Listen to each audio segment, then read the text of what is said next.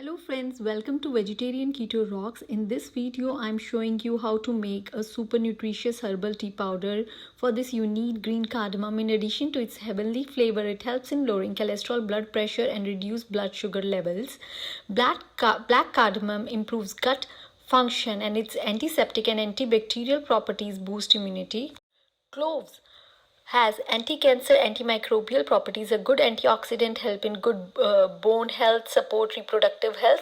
Fennel seeds have essential oils, stimulate the secretion of digestive juice, and enzymes improve digestion. Mix all the ingredients in a bowl.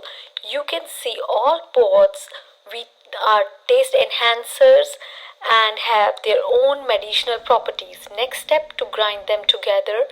Prefer pulse your mixer instead of high speed to prevent excess heat. Make a rough powder, store in an airtight container, and every time you make your tea, add half spoon of it. Enjoy the benefits, and do subscribe my channel if you like this video, and share with your friends. And enjoy.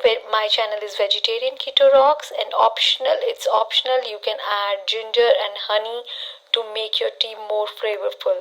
Thank you. Hope you like this video. Stay tuned for future updates with my channel.